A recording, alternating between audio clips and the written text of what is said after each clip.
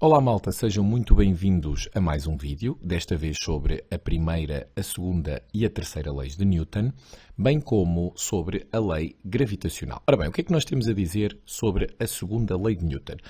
Em primeiro lugar, vamos destacar que no nosso sistema, corpo-bloco, apenas atuam forças externas e são essas forças que irão ser responsáveis pela variação da velocidade.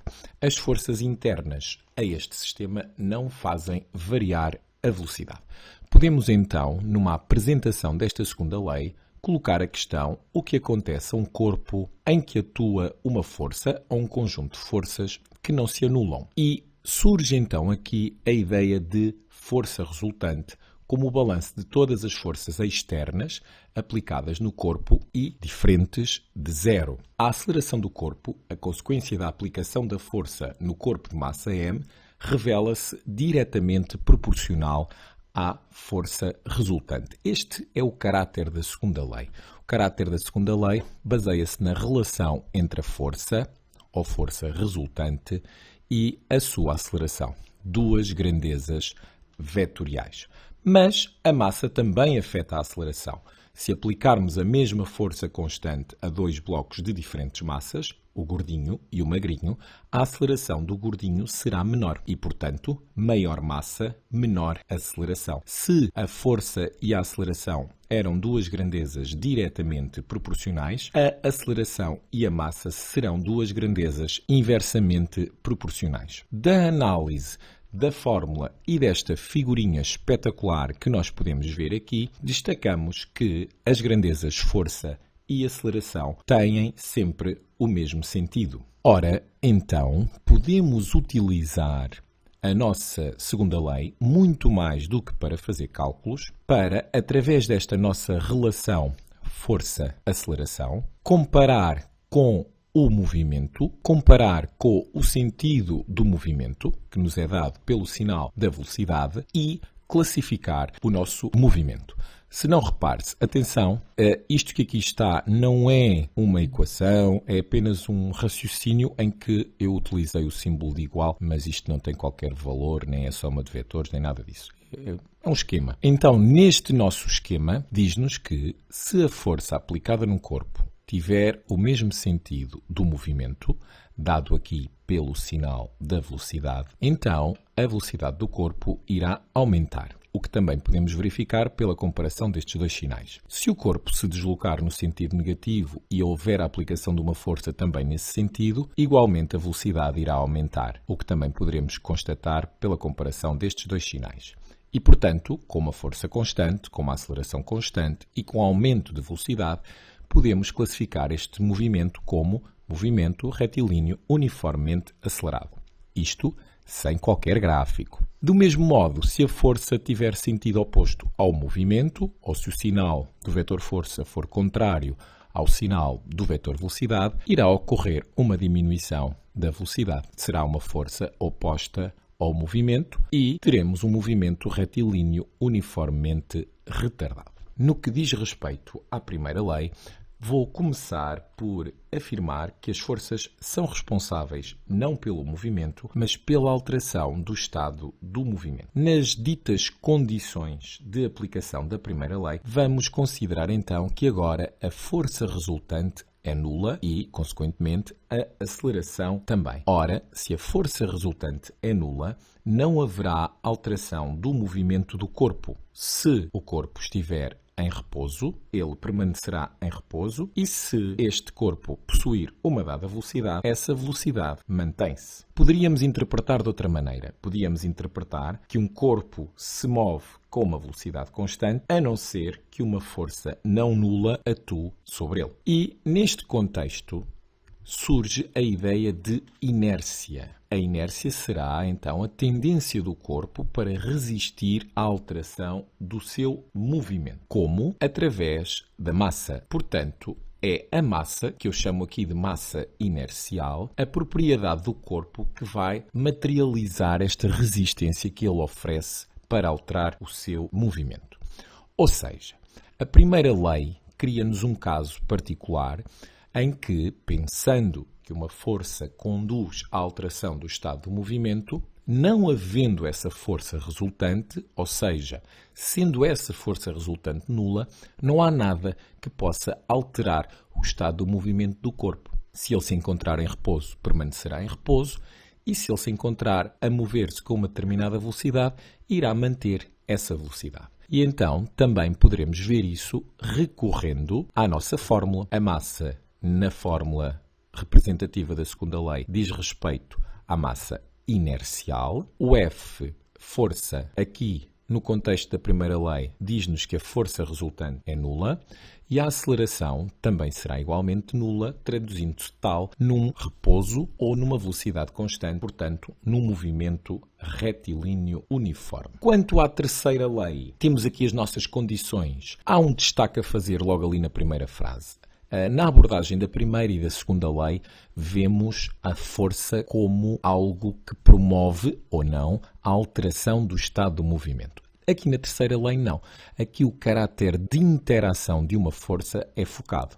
A força como interação entre dois corpos. Como consequência, temos então de que não existem forças isoladas. As forças envolvidas numa interação ocorrem aos pares. Neste âmbito, o par ação-reação. Quando nós analisamos a simbologia subjacente aqui à nossa terceira lei, o que é que nós temos? A força que A exerce em B é igual à força que B exerce em A. É igual à intensidade, mas de sentido oposto. Ora, o que é que nós podemos destacar?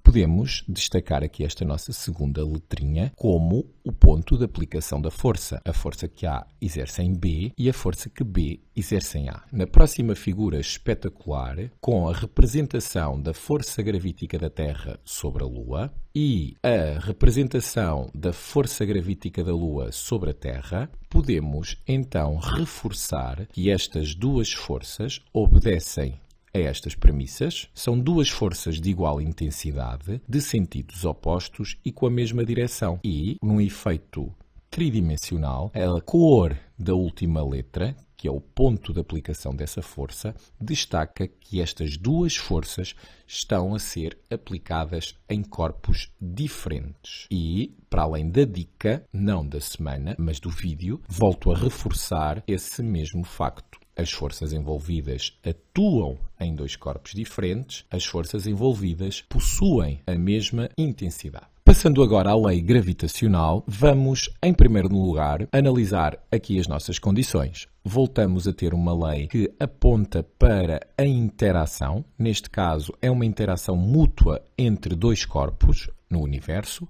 e é uma interação atrativa. Um apontamento, a força gravitacional, força gravítica é a força mais fraca das forças e interações fundamentais, e depois surge aqui uma ideia nova.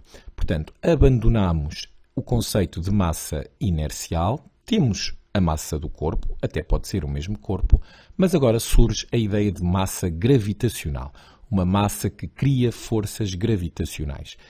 Para explicar melhor um bocadinho esta ideia que é mais avançada, eu faço aqui um apontamento que é mais um apelo à imaginação. Portanto, vamos imaginar, temos o planeta Terra com a sua determinada massa e porque tem essa massa gravitacional, ela é responsável pela criação de uma zona, de um campo, que vou chamar campo gravítico. O corpo, que pode ser a Lua, que possa entrar nesse campo gravítico, irá estar sujeito a uma força, a tal força gravitacional. Quando nós queremos traduzir a lei da gravitação universal pelas nossas fórmulas, temos algo deste género, onde podemos avaliar a relação inversamente proporcional entre a força gravítica e o quadrado da distância entre estes dois corpos e a relação diretamente proporcional entre a força gravítica e a massa dos corpos. Se, e normalmente, se o corpo se encontra à superfície da Terra,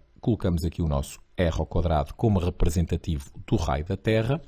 No entanto, se ele se encontra a uma altitude superior ao raio da Terra, então este termo aqui passa a ser r mais h ao quadrado. Avançando para a análise da fórmula, vamos dissecar a fórmula, entramos naquilo que eu chamei o grande plano. E o grande plano serve para quê? O grande plano diz respeito à análise da fórmula e das diferentes situações gerais que possam surgir para tentar criar aqui uma estratégia de resolução. Vamos ver se consigo. Vamos então pensar que temos dois corpos, podiam ser dois planetas, podia ser a Terra e a Lua, e eu quero perceber por que raio a força gravítica que a Terra exerce na Lua é igual à força gravítica que a Lua exerce na Terra. Igual em intensidade. Tem sentidos opostos, também tem a mesma direção. Como é que eu posso provar isto? Então, pego na minha fórmula e vou escrevê-la para os dois planetas. O que é que eu quero dizer com isto? Se eu escrever esta fórmula pensando que é a força gravítica que a Terra exerce na Lua, eu vou pensar que é a Terra que exerce a força e que é a Lua que a sofre. Se eu escrever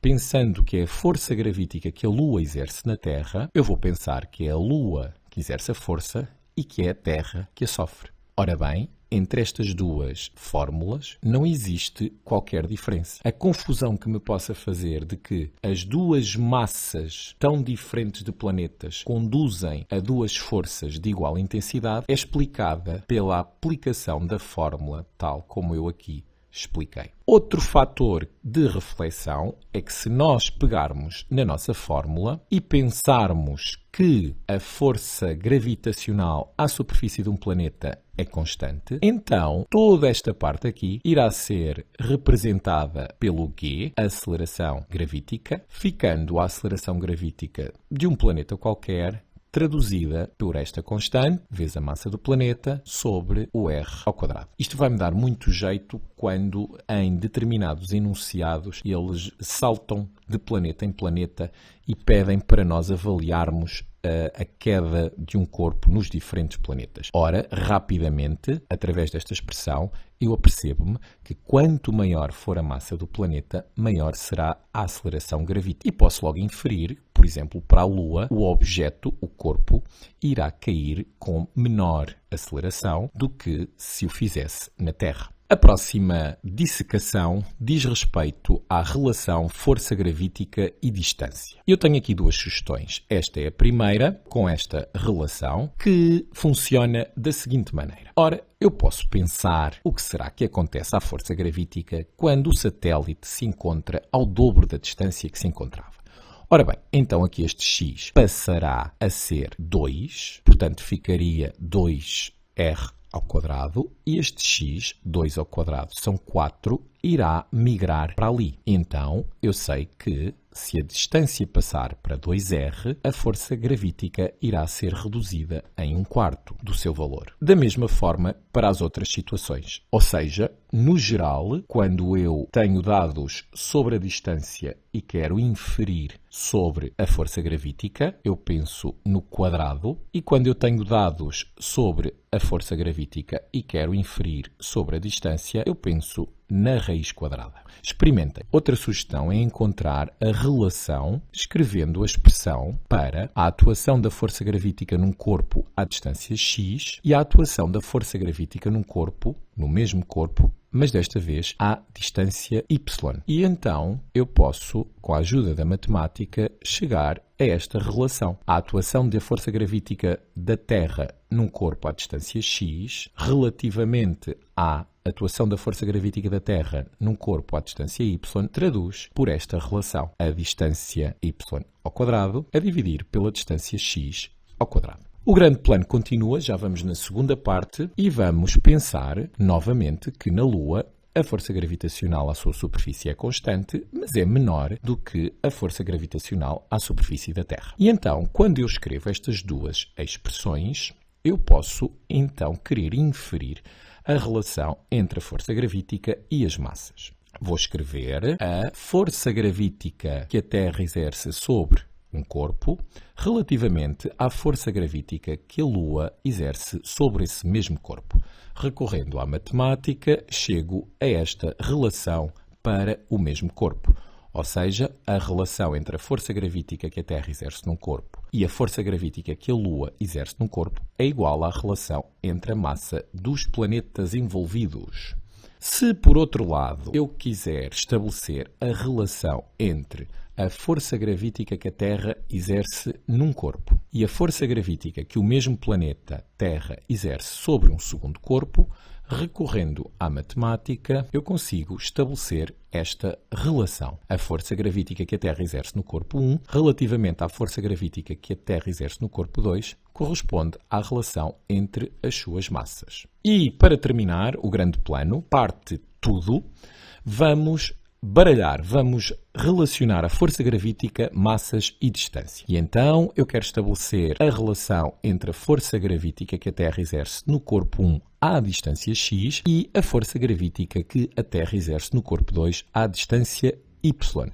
Reparem, estou a variar a massa do corpo. O corpo não é o mesmo, nem se encontra à mesma distância. Os dois corpos não se encontram à mesma distância. E então, recorrendo à matemática, chego a esta expressão. A força gravítica que a Terra exerce no corpo 1, relativamente à força gravítica que a Terra exerce no corpo 2, é igual à relação das suas massas vezes a relação entre as distâncias. Reparem, já vimos esta e já vimos esta, e agora juntamos as duas. E temos então esta expressão geral para o mesmo planeta. Penso eu que assim será mais fácil abordar os problemas nas suas diferentes questões. É como se nós estivéssemos aqui a fazer uma previsão do futuro que, para aqueles alunos mais inseguros, poderá funcionar ou não. E pronto, malta, este é o vídeo que serve de apoio para tentar descortinar o que é que Newton, depois de levar com a maçã na tola, pensou.